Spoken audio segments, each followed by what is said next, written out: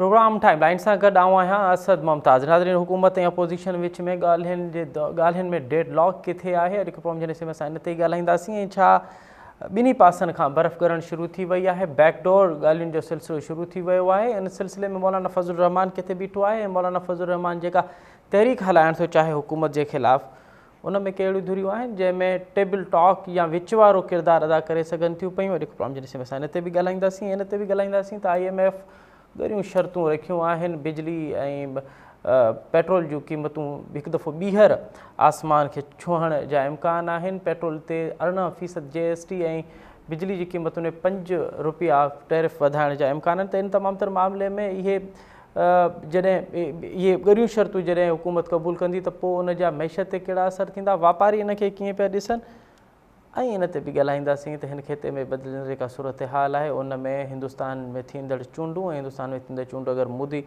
जी हुकूमत ॿीहर ठहे थी पई त पोइ कश्मीर ऐं हिन खेते में उनजा कहिड़ा असर पवंदा ग़ज़ा वारी जंग जा अमरीकी इलेक्शन ते कहिड़ा असर आहिनि उते जेके बहस मुबाहिसा हिन वक़्तु शुरू थी विया आहिनि उते ग़ज़ा जी जेका जंग आहे उहा हिन वक़्तु ज़ेर बहस आहे उहा केतिरो असरअंदाज़ थींदी अमेरिकी चूंडुनि में इन्हनि तमामु तर मामलनि ते ॻाल्हाईंदासीं हिन वक़्तु प्रोग्राम में जॉइन कयो आहे मियां ताहिर साहब कंहिं तरफ़ मोहताज न आहिनि सीनियर सहाफ़ी आहिनि तजिया निगार आहिनि कॉलमिस्ट आहिनि ऐं असांखे जॉइन कंदो शजील गोपलाणी साहब पाण कराची जा ताजिर अॻवान आहिनि ऐं असांखे जॉइन कंदो मुल्क जो मुमताज़ एम्बेसडर ऐं आलमी मामलनि ते मुमताज़ नज़र रखंदड़ साईं ज़फ़रुल्लाह शेख साहब मियां ताहिर साहब आपसे प्रोग्राम का आगाज़ करते हैं सर क्या इनसाइड है कि अपोजिशन मान चुकी है कि हुकूमत किसके साथ बातचीत से ही मामला तय होंगे अपोजिशन से मुराद जाहिर है आप इस वक्त PTI की बात कर रहे हैं और मानी PTI की बात कर रहे हैं तो जाहिर है उनकी तो कोशिश है किसी तरह से मामला आगे बढ़ें लेकिन अब मामला को किस हद तक आगे बढ़ाना है उसकी तो चाबी बानी PTI के पास है जो अडयाला जेल में है और मुझे तो नजर नहीं आ रहा क्योंकि आज ही देखें आज अली अमीन गंडापुर ने जो KP असेंबली में खड़े होकर जिस तरीके से जो बातें की हैं कि ये मतलब इस तरह से ताना देना कि कश्मीर में तो एक दिन में आपकी हवा निकल गई जी और हम बाहर निकले तो आपका क्या हाल होगा।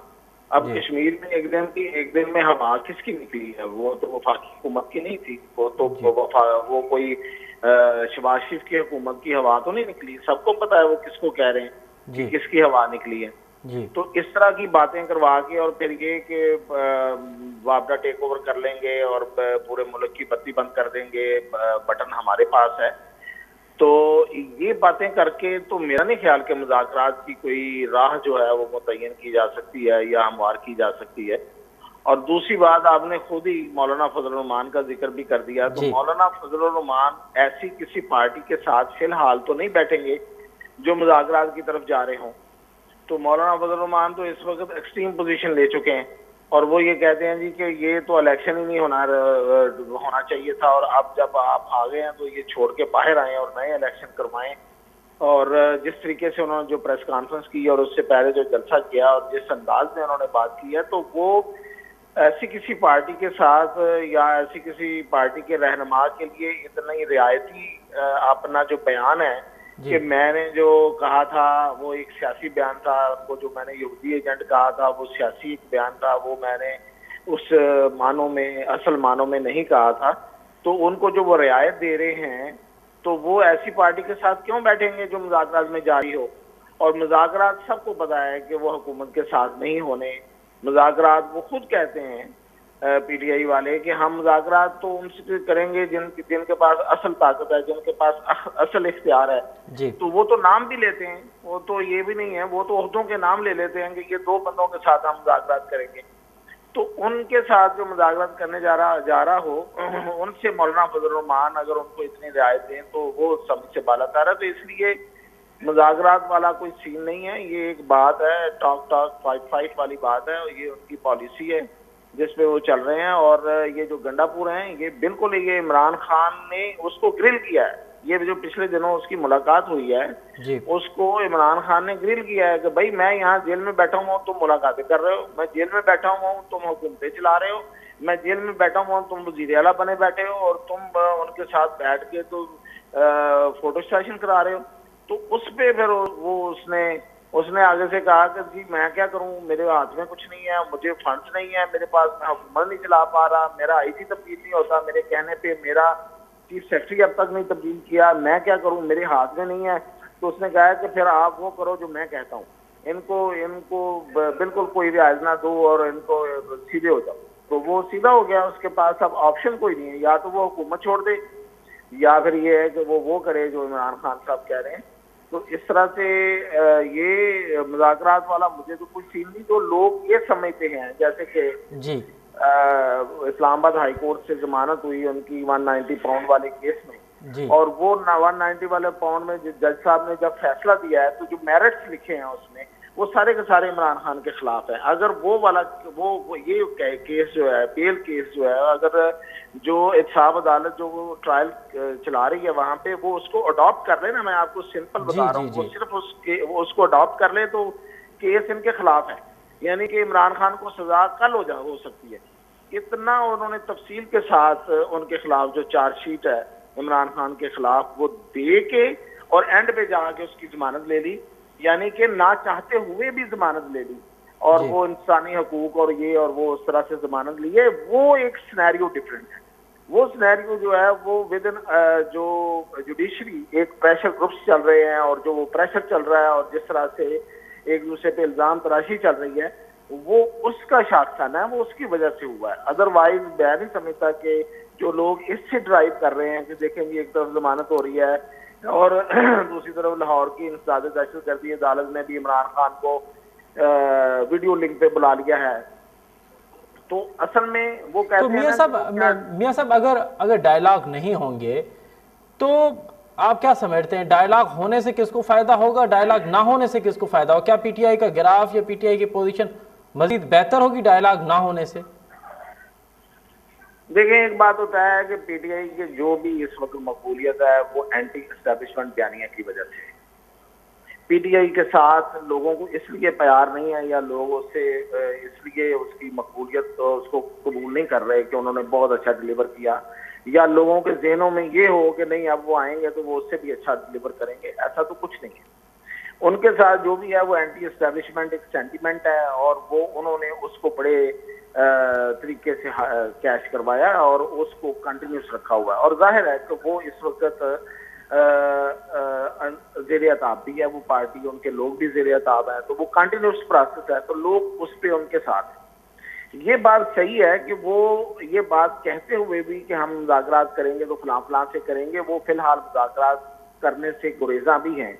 इसलिए मतलब अभी तो ऑफर भी नहीं हुई, लेकिन अगर वो उनको ऑफर हो जाए तो फिर भी, क्योंकि उनका सारे का सारा बयानिया जो है वो दराम से नीचे आ जाएगा और फिर वो मकबूलियत जो है वो वाली नहीं रहेगी, वो कि एकदम तो खत्म नहीं होगी। दूसरी बात ये कि वो गवर्नमेंट के साथ मुज़ाकरात नहीं करना चाहते, इसलिए कि उनके साथ भी उनका यही प्रॉब्लम है कि उन्होंने उनको तो बिल्कुल चोर डिक्लेयर किया हुआ है, और दूसरी को बात उनके बारे में सोचने को और बताने को और अपने जो फॉलोअर्स हैं उनको समझे देने के कायल ही नहीं है, तो कोई और कुछ समझे कि नहीं ये कुछ बेहतर भी लोग हैं या नहीं। लेकिन ये सब एक जो ट्रैक रिकॉर्ड रहा है आप उसको बेहतर जानते हैं और आपका इस पे बेहतर नुक्ते नज़र भी होगा, लेकिन एक जो ट्रैक रिकॉर्ड रहा है यू टर्न का कि अपोजिशन यानी पीटीआई उसका कोई एक बयानिया नहीं रहता, रात को वो एक बयानिया कहते हैं, सुबह को वो यू टर्न लेने में भी देर नहीं करते। क्या इस तमाम तर मामले में जिस पीच पे इमरान खान पहुंचे, पीटीआई बानी पहुंचे हुए हैं, और फिर मौलाना फजल रहमान की भी आपने बात की कि वो भी उन्होंने भी एक्सट्रीम लाइन ली हुई है, अगर पीटीआई यू टर्न लेती है तो फिर मौलाना कहाँ खड़े होंगे सर? देखें, मैं आपकी इस बात से इत्तफाक करता हूँ, मैं तो अभी सिनेरियो बयान कर रहा था। हाँ बिल्कुल, ये आपने सही कहा है कि इमरान खान यू टर्न किसी वक्त ले सकते हैं, उनको इस चीज की कोई परवाह नहीं होगी कि उनके किस बयानिया की वजह से उनकी मकबूलियत है और किसकी वजह से नहीं है। अगर उन्हें बिल्कुल एग्जैक्टली नजर आ गया और वाकई आगे से भी पूरी लिफ्ट हो गई कि ठीक है अब मुज़ाकरात हो सकते हैं, बात हो सकती है, तो वो कर लेंगे, वो बिल्कुल इस चीज की परवाह नहीं करेंगे। तो अगर वो यू टर्न ले लेंगे, और वो माजी में उन्होंने ये साबित किया है, और उसके बाद वो उनके पास 100 जस्टिफिकेशन होती हैं और बहुत से लोग उनकी बातों को फिर भी मानते होते हैं। लेकिन हाँ, जहाँ तक आप मौलाना फजल रहमान की बात कर रहे हैं, तो मौलाना फजल रहमान को इस वक्त जरूरत है वो कोई भी हो। अब देखिए ना, ये वही है जिनके बारे में इस पार्टी ने क्या क्या नारे नहीं लगाए और किस जी किस तरह की नफरत नहीं उनके खिलाफ पैदा की, लेकिन उन्होंने फिर भी उनके साथ चल रहे हैं। तो उनको तो जरूरत है, ठीक है, वो यूटर्न ले जाएंगे तो मौलाना फजल रहमान उसी रोड के उसी जगह पे खड़े होंगे जहां से वो यूटर्न ले चुके होंगे, और ये वहां खड़े हुए दिखते रहेंगे। मौलाना के पास को बहुत ज्यादा ऑप्शंस नहीं है सिवाय इसके कि वो अपनी तहरीक को आहिस्ता आहिस्ता धीरे धीरे चलाएं और फिर उसको किसी साइड पे लेके तो पार्क कर दें, क्योंकि ये तहरीक चली नहीं है। जो चली ना हो उसमें मजीद अब क्या आगे जाके क्या चलना है। तो मौलाना के पास ऑप्शन तो बहरहाल नहीं है, आप सही कह रहे हैं, उन्हें फिर इंतजार ही करना पड़ेगा। मियाँ साहब, फिर दूसरी साइड पे भी ज़रा तज्ज़िया कीजिएगा कि फिर इस तमाम तर मामले में हुकूमत और हुकूमत में पंजाब हुकूमत के पास क्या ऑप्शन बनते हैं जब एक बड़ी तहरीक अगर पंजाब से और फिर लाहौर से उठती है, महंगाई की सूरत में हो, किसान के अनाज की सूरत में हो, या दीगर मामलात की सूरत में हो, तो आप क्या समझते हैं कि फिर पंजाब हुकूमत में इतना पोटेंशियल है कि वो इस तमाम तर मामले को संभाल सके? अच्छा, इस वक्त ग्राउंड सिचुएशन तो ये है कि चीज़ें कंट्रोल में हैं। मैं जो हम देख रहे हैं कि महंगाई में कमी आई है, ज्यादा इजाफा नहीं हुआ जी। तो वो कमी उस कदर आई है कि लोगों की जिंदगियों में आसानियां आई हैं। ये एक अलग बहस है कि वो उतनी कमी नहीं आई। पेट्रोल भी कभी थोड़ा ऊपर चला जाता है तो फिर नीचे भी आ जाता है। ये इंटरनेशनली जो प्राइसेस है उनकी वजह से है जी। और फिर ये कि पंजाब में जो किसान वाला मामला है वो भी टैकल हो ही गया है। लोगों की गंदम कहीं ना कहीं बिक गई, कहीं नहीं बिकी, और किसान भी अपनी मूवमेंट बनाने में कामयाब नहीं हुए। अमीर जमात इस्लामी यहाँ पे बैठे हुए हैं कई हफ्तों से और वो भी इसको कैश करवाने की कोशिश कर रहे थे। जाहिर है पॉलिटिकली उनका राइट है, लेकिन ये कि वो भी नहीं कोई ऐसी कोई बड़ी बात सामने हो सकी कि कोई बड़ी मूवमेंट बन रही हो। तो पंजाब हुकूमत को फौरी तौर पे अपोजिशन से या किसी तहरीक से या मौलाना फजल रहमान से की तहरीक से तो कोई खतरा नजर नहीं आ रहा, ना ही पीटीआई की तरफ से कोई ऐसा कोई खतरा है, क्योंकि सारे के सारे जो है ना वो अपने अपनी जोड़ तोड़ में लगे हुए हैं और तहरीक चलने का कोई मुझे तो इम्कान नजर नहीं आ रहा। हाँ, पंजाब हुकूमत का जो इम्तहान है वो डिलीवरेंस पे है। अब वो किस हद तक डिलीवर कर पाती है, कब तक कर पाती है, कितनी जल्दी वो लोगों को क्या क्या चीजें दे पाती है, जो कि जाहिर है कि बड़े मसाइल हैं लोगों के। और फिर ये कि महंगाई को, आपको पता है कि महंगाई को कंट्रोल करना, जो एलिमेंट कंट्रोल करने वाला होता है, कुछ होते हैं जो अनकंट्रोलेबल होते हैं। ये जो कंट्रोल करने वाला होता है वो सूबाई हुकूमतें ही करती हैं, उसी का मेन रोल होता है। तो लोग जो है ना वो ठीक है, अगर ये उसमें कर सके और डिलीवर कर सके तो फिर तो नहीं कोई उनके लिए कोई बड़े प्रॉब्लम होंगे आगे। फिर इनके लिए मौके होंगे कि ये फिर डेवलपमेंट करें और फिर लोगों को नई नई चीजें दिखाएं करके अपनी गिमिकरी जो सियासी है या मतलब ये कि डेवलपमेंट वर्क वाली है। तो वो पंजाब हुकूमत तो रहेगी बड़ी, मतलब ये कि सो फार मुझे जो नजर आ रहा है कि वो अगर वो अक्लमंदी से चलते रहे तो वो उनका ठीक है, मामला वो चल रहा है। बहुत शुक्रिया। IMF ऐं हुकूमत जे विच में ॻाल्हियूं जारी आहिनि। इन ॻाल्हियुनि में IMF ॻरियुनि शर्तूं रखियूं आहिनि। उन में हिकिड़ी शर्त इहा बि आहे त पेट्रोल जी मसनूआत ते, पेट्रोल जी शयुनि ते 18 रुपया GST टैक्स लागू कयो वञे। उन सां गॾोगॾु बिजली जो जेको बुनियादी टैरिफ आहे उन में बि घटि में घटि 5 रुपयनि जो इज़ाफ़ो कयो वञे। हिकु पासे इहे शर्तूं रखियूं पियूं आहिनि त ॿिए पासे हुकूमत बि पंहिंजी अहम इदारा जेके आहिनि उनखे निजकारी जो फ़ैसिलो कयो आहे।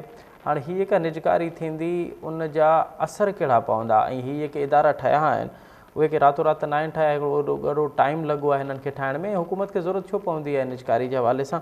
प्रोग्राम में असां इन्हनि ॿिन्हिनि मामलनि ते ॻाल्हाईंदासीं ऐं इन ते बि ॻाल्हाईंदासीं त हीअ जेके ॿई अहम सब्जेक्ट्स आहिनि। मिसाल हिकु तरफ़ अगरि बिजली जी क़ीमतूं वधंदियूं, अगरि पेट्रोल जी क़ीमतूं वधंदियूं ऐं जेके वधण जा इम्कान बि आहिनि, ॿिए पासे इदारा जॾहिं निजकारी थींदा त उनखे ताजिर कीअं था ॾिसनि, उन जा आम माण्हू ते कहिड़ा असर पवंदा, इन मामले ते ॻाल्हाईंदासीं। ऐं असांखे जॉइन कयो आहे शर्जील गोपलाणी साहब, पाण कराची जा ताजिर अॻुवान आहिनि। शर्जील साहब, प्रोग्राम में ख़ुश आमदीद। शर्जील साहब, मेरी आवाज़ आप तक आ रही है? अच्छा, शर्जील गोपलाणी साहब सां असांजो राब्तो कटिजी वियो आहे। जीअं असांजो राब्तो बहाल थींदो त असां उन्हनि खां इन बाबति मालूम कंदासीं त हुकूमत ऐं IMF जे विच में ॻाल्हियूं हलनि पियूं। हिकु त ॻाल्हियूं इन सिलसिले में बि हलनि पियूं त जेका नई बजट पई अचे 24 ऐं 25 लाइ हुकूमत का बजट पई ठाहे। उन में IMF बजट जो जाइज़ो पई वठे ऐं उन में जिते जिते IMF खे मसइलो आहे उहो हुकूमत खे ॿुधाए पई। ॿियो हुकूमत IMF वटि हिकु वॾो लोन वठण जी तयारी में आहे ऐं उहो पाकिस्तान जी तारीख़ जो सभ खां वॾो कर्ज़ प्रोग्राम वठण जी तयारी में आहे। उहो सभ खां वॾो कर्ज़ प्रोग्राम इन सूरत में बि हूंदो त हिकु त उहो 7.8 बिलियन जो हूंदो ऐं ॿियो उहो को 1-2 साल लाइ न बल्कि उहो घटि में घटि 6 सालनि लाइ हूंदो। त इन तमामु तर मामले में ताजर उन के मामले कीअं पिया ॾिसनि। शर्जील गोपरानी साहब सां असांजो राब्तो बहाल थियो है। शर्जील साहब प्रोग्राम में खुश आमदीद।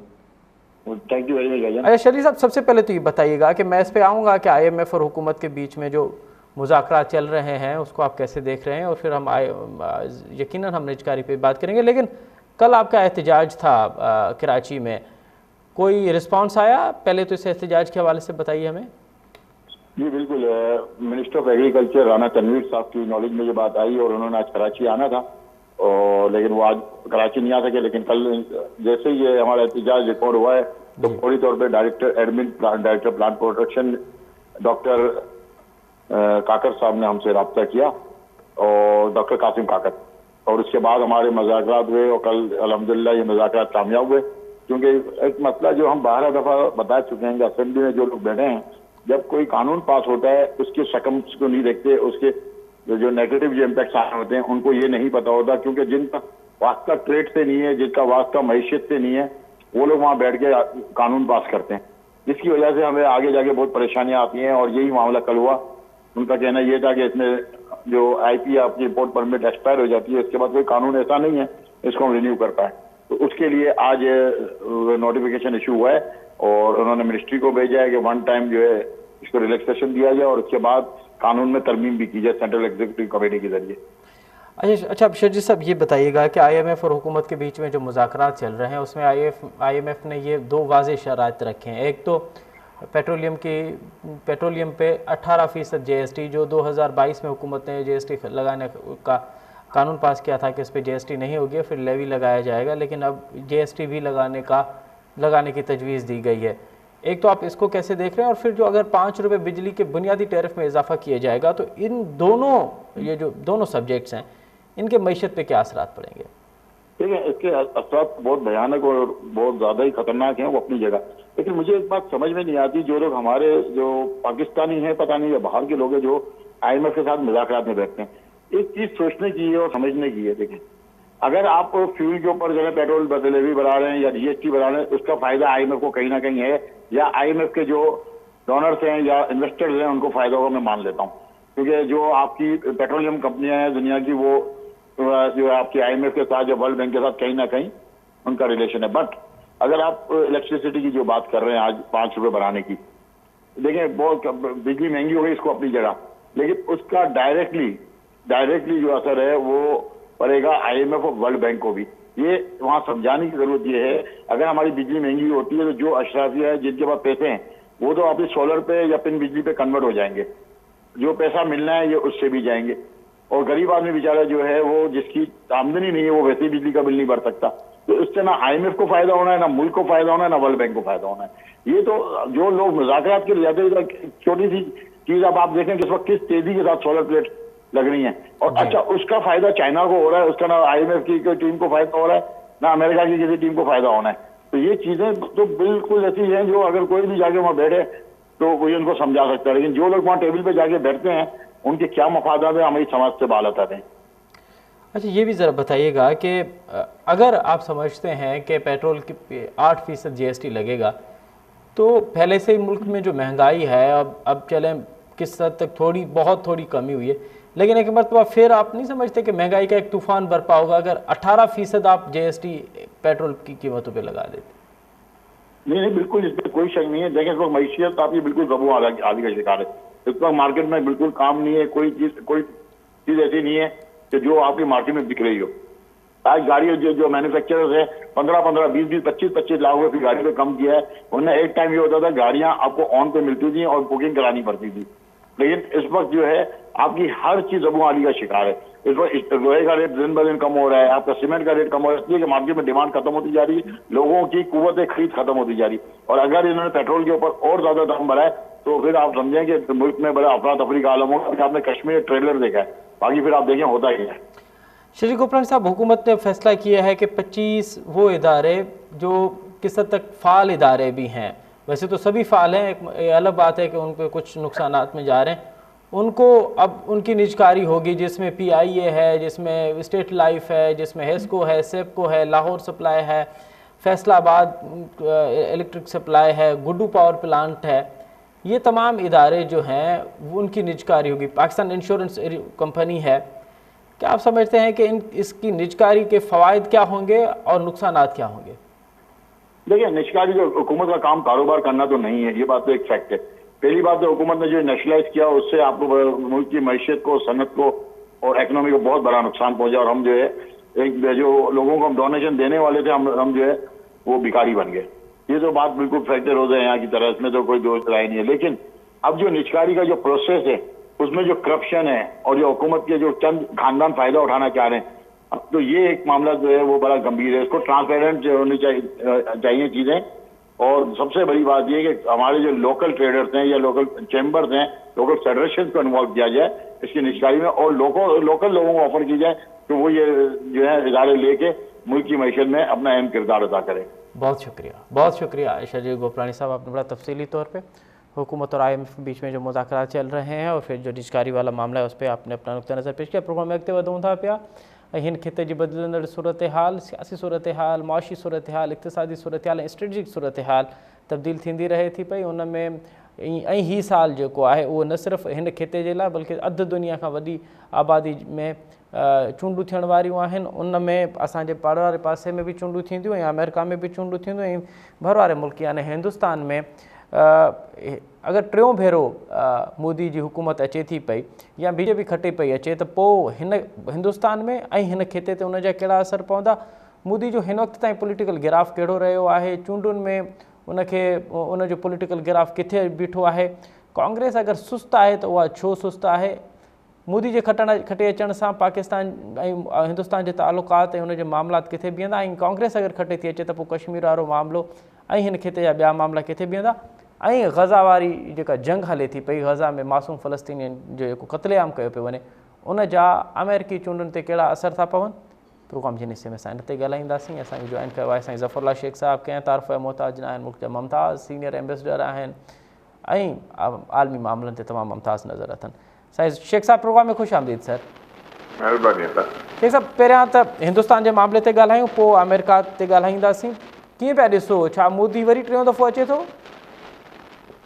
मोदी जो हिन वक़्तु थोरो चैलेंज वधीक आहे, इन करे हुकूमत मूंखे जेको लॻे थो त खटी त वेंदो थिन मेजॉरिटी में शायदि खटे, छो जो हुनजी फॉलोइंग जेकी आहे हुन चालाकी करे छा कयो आहे, छो जो मोदी जो पंहिंजो बैकग्राउंड गुजरात जी तव्हां 90 जी तव्हांखे यादि ॻाल्हियूं हुयूं त he was listed as terrorist ऐं अमेरिकन जे तरफ़ां, पर पोइ हाणे उते बि जेको आहे उते जेके फ़ैसला थिया त हुनजो टेररिज़म में रोल काफ़ी रहियो आहे। त उहो हुनजो बैकग्राउंड हुयो ऐं हुनजे लिहाज़ खां पोइ जॾहिं हुन खां पोइ हिनखे हेॾो इलेक्शन्स में हिन खटियो, प्राइम मिनिस्टर थी वियो, RSS ऐं ॿिया ऐं हिंदुत्व इहे सभु जेके शयूं आयूं हिन जूं क्रिएशन आहिनि उहे। उन में मुस्लमाननि खे तमामु ज़ुल्म एतिरनि सालनि खां पोइ उनखे मारणु ऐं उन्हनि खे वरी हिंदू वरी ईअं पियो लॻे त ॼण वरी 1947 वारो ज़मानो अची वियो आहे। त ॻाल्हि जो चवण जा त मोदी पंहिंजो जेको वोट बैंक वधाई उहा इहे जेके आहिनि हिंदू ऐं जेके आहिनि उन्हनि में हिननि जी वोट बैंक ऐं टेररिस्ट एक्टिविटीज़ जेके आहिनि असली टेररिस्ट आहिनि उन्हनि जे करे हिन जो वोट बैंक उहे मेजॉरिटी में उहे आहिनि। मुस्लमान एॾा मेजॉरिटी में न आहिनि, त इन करे मूंखे लॻे थो त हिन दफ़े हिनखे मुस्लमाननि जो वोट घटि मिलंदो, तमामु घटि मिलंदो, ग्राफ हेठि आहे हुनजो। ऐं ॿियूं जेके आहिनि ॿियो सिलसिलो जेको आहे कश्मीर में बि जेको आहे उहा शइ जेकी आहे हिन पंहिंजा हिन दफ़े कुझु मेंबर्स बि कोन बीहारिया आहिनि उते। मुंहिंजो ख़्यालु आहे जहां तक आई एम श्योर के हुन में उते हुनजी हिन दफ़े इलेक्शन कोन था मिलनि। त ओवरऑल जेकी हिन रिव्यू पिया जेको मां ॾिठो आहे त जेको हाणे कैंडिडेट्स हिन बीहारिया आहिनि उहे अहिड़े क़िस्म जा मॉडरेट आहिनि। उन में सॼो सोसाइटी में हाणे RSS वारा ऐं सॼो जेकी इहा मूवमेंट हिंदुत्व जी ॿियनि जी जेको सॼो आहे एक्सट्रीमिस्ट त उहा पंहिंजो जेको आहे ग्राफ, इन करे मुंहिंजो ख़्यालु इहो आहे त मोदी जो ग्राफ हिन दफ़े घटि ईंदो, पर मां नथो सम्झां त हाराईंदो। हिन दफ़े शायदि हिन जो लास्ट टर्म हुजे, पर खटंदो सही। ऐं पंहिंजो हिन विच जो पाण जे पंहिंजे सॼो जेके सभु शयूं थियूं आहिनि ऐं हिन पंहिंजो पाण जा रिलेशनशिप आहिनि उहे सुठा डाइवर्सिटी थिया आहिनि, स्पेशली गल्फ कंट्रीज़ सां। पाकिस्तान सां दुश्मनी हाणे तव्हांखे ख़बर हूंदी ईरान सां बि ॾाढो वेझो अची वियो आहे, जो शाहबर जो जेको हुयो वॾो नई एग्रीमेंट साइन थी आहे $500 बिलियन जी। त उहे बि शयूं जेके थियूं आहिनि त इहे सभिनी ऐं अफ़गानिस्तान सां बि तमामु वेझो अची वियो आहे। उतां बि वरी इहे जेको सभु कराए थो उन में मोदी जो हथु आहे बिल्कुलु आहे। त असांजे सॼे ख़िते में इंक्लूडिंग पाकिस्तान में रॉ जे नेटवर्क खे तमामु स्ट्रॉन्ग कयो वियो आहे। ऐं असांजो ॾाढो वनरेबल आहे हिते बॉर्डर्स जेके असांजा आहिनि ईज़ी आहिनि ॾाढा, कोई बि अची सघे थो अंदरि अठाना ॾेई करे हलो बाबा मां थो अंदरि अचां। असांजी हर शइ मां नथो हाणे स्पेशली चवणु चाहियां त एॾी करप्शन आहे त कोई बि माण्हू अंदरि अची वञे त कंहिंखे कोई बि परवाह काई कान्हे। इन करे असांजे बलूचिस्तान जी एक्टिविटी तव्हां ॾिसो, उते मूवमेंट सिंध में तव्हां ॾिसो था त असांजे कलभूषण जो इंटरव्यू तव्हांखे यादि हूंदो, हुन क्लियरली सॼो ॿुधायो त केतिरो रॉ जी एजेंसीज़ जेके आहिनि उहे कीअं हिते। साईं ज़फ़रुल्लाह शेख साहिबु साईं कतई कलायूं आप सर इहो ॿुधाइजो, जेकॾहिं अवां बि इहो सम्झो पिया त मोदी खटण वारी पोज़ीशन में आहे, भले उहो मेजॉरिटी में न ई हुजे, भला उनखे हल्की फ़र्क़ सां ई खटे अचे, पर मोदी जे खटण जा चांसिस अव्हांखे बि नज़र अचनि पिया। जेकॾहिं मोदी जी पार्टी खटे पई अचे, हिन खिते ते सर उनजा कहिड़ा असर पवंदा? गुज़िरे 10 सालनि जो जेको हुनजो ट्रैक रिकॉर्ड रहियो आहे, या वरी जेको गुजरात जो ज़िक्र अव्हां बि कयो पिया, कहिड़ा असर पवंदा सर हिन खिते ते? मोदी जो हिकिड़ो फेज़ आहे इंटरनली, मोदी जो जेको ॿियो एक्सटर्नली आहे हुन पंहिंजे रिलेशनशिप खे फॉरेन पॉलिसी हुनजी ॾाढी कामयाबु पई आहे। ख़ासि करके गल्फ कंट्रीज़ जो जेको मां कयो उते पंहिंजा हिन जा मार्केट्स उन्हनि सां रिलेशनशिप करे सो तव्हांखे इहो बि यादि हूंदो त कुझु वक़्तु अॻु सऊदी अरेबिया हिनखे वॾो सिविल अवॉर्ड ॾिनो मोदी खे विज़िट कयो। मुंहिंजे चवण जो मक़सदु आहे त मोदी ऐं मां पाण एडमिट थो कयां, मां बि डिप्लोमेट आहे, त असां उन्हनि सां डिप्लोमेसी में खटी न सघियाऊं। हाणे उन में असांजा पंहिंजा अफ़ाल ऐं अमाल आहिनि, उन में छॾे ॾियो, उन में कोन था वञूं। पर मोदी जी जेकी एक्सटर्नल पॉलिसी आहे ऐं डिप्लोमेसी जेकी आहे that has been most successful. I tell you, Modi ॾाढो सियाणो आहे, कनिंग आहे। ऐं हिंदूस उहे बि मां ॿुधाए छॾियां, असां सूट बूट जेको वारा माण्हू आहियूं घणा हो धोती पाए वञी वेही रहंदा, पर हुते रिलेशनशिप पंहिंजी सुठी वञी कंदा आहिनि। मूंखे यादि आहे सॼी दुनिया में जेके इंडियन डिप्लोमेट्स हूंदा उन जूं मानियूं बि थींदियूं त सादियूं मानियूं थींदियूं, कपिड़ा पाईंदा त सादा कपिड़ा पाईंदा। असां त कॉम्बिनेशन जा सूट पाईंदासीं, बाली जो 50,000 जो जूतो पाईंदासीं, लख लख रुपए जी हिकिड़ी टाई हूंदी। माना उहा हर कंहिंजी स्टाइल आहे पंहिंजे। इन में उहो मोदी जेको आहे एक्सटर्नली हुनजी असां खां ग्राफ मथे ऐं सुठो ग्राफ आहे। अफ़गानिस्तान सां ठही वियो आहे। ईरान जी ॻाल्हि मां कयमि, उन इंटरनेशनल जेको तव्हांजो सुवाल हो इन ते ई थो चवां। शाहबर जा हाणे $500 बिलियन ॾींदासीं। अफ़गानिस्तान जी पार्लियामेंट सॼी इंडिया ठाराए ॾिनी आहे। अफ़गानी जेके आहिनि उहो ईज़िली असांजा दुश्मन आहिनि, दोस्त न आहिनि कॾहिं बि। मां त हुनखे दोस्त कॾहिं बि कोन सम्झो आहे। फॉरेन ऑफिस में अंदरि जूं ॻाल्हियूं घणियूं आहिनि हुन में। असां हुनखे ॾाढी कोशिशि कई आहे त अफ़गानिस्तान खे पंहिंजे लैब में पंहिंजो दोस्त रखूं। इलाही शयूं ॾिनियूं बि आहिनि, मदद बि कई आहे, हुनजा माण्हू बि खयासीं, जंहिंजी कॉस्ट अॼु ताईं असां कॉस्ट पे करे रहिया आहियूं। मगर उहो ई असांजा दुश्मन थी विया आहिनि। अॼु जेकॾहिं पाकिस्तान में जेकॾहिं घणा रॉ जा एजेंट्स आहिनि त उहे अफ़गानी आहिनि। इन करे पर हाणे अफ़गान खे केरु कढंदो? हाणे त साईं हुनजी जनरेशन नई पैदा थी वई आहे हिते। त चवण जो मक़सदु आहे जेको तव्हां सुवाल पुछो आहे, असां इंडियन डिप्लोमेसी तां कोन पुॼी सघंदासीं, हिन पहुता ई आहियूं। हा, जेके तमामु घणी हद खां वधीक हुजे ऐं तमामु वॾी अफ़वाह हाणे अल्हम्दुलिल्लाह जेकी हुकूमत आई आहे आहिनि साॻिया ई माण्हू, पर हिन दफ़े असांखे थोरी सीरियसनेस नज़र अचे पई। कुझु कंट्रीज़ इहो सोचियो आहे त पाकिस्तान थोरो सीरियस आहे, पर हाणे ख़बर न आहे त एंड में मैच हारायूं था या खटूं था।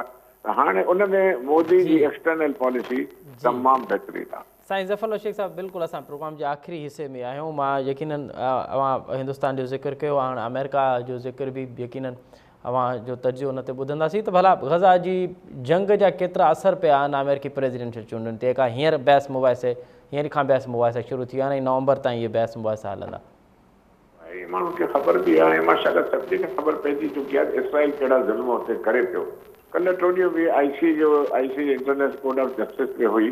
साउथ अफ्रीका काफ़ी जेनोसाइड जे लाइ हेॾो सभु कुझु करे पियो, त उहा आई.सी. जे मां डिसीशन अचे थी जेनोसाइड आहे। पर हाणे इसराइल कंहिंखे मञे कोन थो। हाणे इसराइल जो नथो वञे हुनखे त जेके UN में माण्हू विया आहिनि उहे सभु अमेरिकन जेको आहे वीटो कयो आहे। अमेरिकन स्टेट टेक ते इसराइल विढ़े पियो। बाक़ी हाणे हिकिड़ो कॾहिं रीज़न हुजे त हिते गज़ा ते छो पियो विढ़े, माण्हुनि खे मारे पियो, कंहिं शइ जी परवाह न पियो करे, कंहिं रेज़ोल्यूशन जी परवाह नथो करे, कंहिं बि दुनिया में कंहिं बि शइ जी पर हाणे बि जेको आहे जनरल असेंबली जो जेको इस्लाह जो हुन में 123 वोट फेवर में आया ऐं हुन में ऐं अगेंस्ट में रुगो 9 वोट आहे। इसराइल जे एम्बेसडर जी तकरीर मां ॿुधी, बेकार क़िस्म जी तकरीर हुई, कंहिं बि हुनखे कोन ॾिठो। पर वरी बि अमेरिका खुलम खुला चए थो त वीटो जेको आहे उहो मां कंदुसि जेकॾहिं को बि रेज़ोल्यूशन आयो। अंग्रेज़ी में अबेटमेंट जो हिकिड़ो लफ़्ज़ आहे, ABETMENT, यानी जेको मुल्क या को माण्हू को क्राइम करे थो ऐं उनजी जेको मदद बि करे थो उहो बि इक्वली इन्वॉल्व आहे उन क्राइम में। हाणे अमेरिका खे केरु चवंदो, अमेरिका त पुलिसमैन आहे सॼे दुनिया जो, उहो जेके भौसा पॉलिसी हलाइनि पिया। त हाणे जेको दुनिया में सॼी शइ थी वई आहे त गज़ा जी वॉर जेके हिकिड़ो वॾो चैलेंज थी वियो आहे इवन फॉर मुस्लिम। हाणे मां ॿुधो आहे त हिकिड़ी का ॻाल्हि हले थी पई त OIC कंट्रीज़ पाण में हिकिड़ो मिलिट्री फोर्स ठाहिनि जॉइंटली, इहा हिकिड़ी आइडिया हले पई। हाणे केसि ताईं उहा थींदी न थींदी, अमेरिकन्स कॾहिं बि न थियणु ॾींदो, आई एम श्योर उहा त थींदी कोन। मुस्लिम्स खे हुननि डिवाइड करे रखियो आहे सॼे में, जो 1967 खां जॾहिं खां इसराइल जी हुनजी जंग थी आहे। त हाणे जेको हे हले थी अञा ताईं जंग जेको कंटिन्यू करे थो नेतन्याहू, उहो हिकिड़ी ॻाल्हि आहे त उहो मारे अथो हुननि खे, पर उहो हाणे छा कंदो त वेस्ट बैंक जी एरिया, उन खां पोइ रफ़ा जी एरिया, हाणे उन खां पोइ गज़ा जेके सॼी आहे इहे हाणे ख़ाली कराए पंहिंजे कंट्री सां अटैच करे उन खां पोइ टू स्टेट पॉलिसी ते शायदि अचनि। पोइ चए बाबा हाणे रिकॉग्नाइज़ कयो ऐं फ़लस्तीन खे वञी थोरो टुकड़ो मिलंदो, उन में का ॻाल्हि कान्हे का। त मां सम्झा थो त अञा काफ़ी देरि आहे इन पीस अचण में। अमेरिका ई नथो चाहे त पोइ छा चए, मां हर वक़्तु पंहिंजी ॻाल्हि में चयो आहे जेकॾहिं अमेरिकन आहिनि त हिकु ॾींहं में पीस थी सघे थो दुनिया में। यूक्रेन जो बि इहो ई हाल आहे। त हाणे सॼे ख़िते में जेको सिलसिलो थियो आहे, अनफॉर्चुनेटली हाणे ईरान जी प्रेसिडेंट जी विज़िट थी आहे, उन खां पोइ सऊदी बि अचनि था, हाणे कुझु मार्केट में असांजा माण्हू अचनि था। ख़ुदा करे कंसिस्टेंसी थिए असांजे पॉलिसीज़ में ऐं असांजो कमु सुठो थिए। पर सच पुछो त असां अकेला थी विया आहियूं हाणे, ऐं तमामु वॾी महिनत करणी पवंदी, पाण खे प्रूव करणो पवंदो त असां हिकिड़ा सिंसियर ऐं ऑनेस्ट ऐं ट्रस्टवर्दी नेशन आहियूं। ख़ुदा करे ईअं थिए। वॾी महिरबानी साईं ज़फ़रुल्लाह शेख साहब। अवां ॾाढो तफ़सीली तौर ते हिंदुस्तान ऐं अमेरिका जी चूंडुनि जे हवाले सां ब्रीफ करे रहिया हो त हिन जो चूंडुनि जा हिन खिते ते कहिड़ा असर पवंदा ऐं पोइ गज़ा वार यकीनन उनखे को बि नज़रअंदाज़ नथो करे सघे। हीअ तारीख़ जो अहम तरीन बल्कि अफ़सोसनाक ॾींहं आहिनि जो गज़ा में न सिर्फ़ु हिकिड़े ॾींहुं, न सिर्फ़ु कुझु महीना बल्कि केतिरनि महीननि खां उते का बर्बरियत आहे उहा जारी आहे ऐं दुनिया उन ते ख़ामोश आहे। प्रोग्राम वक़्त पे पुॼाणी थो पहुचे। असल मुमताज़ रेड खे ॾींदा इजाज़त। सदाईं गॾु।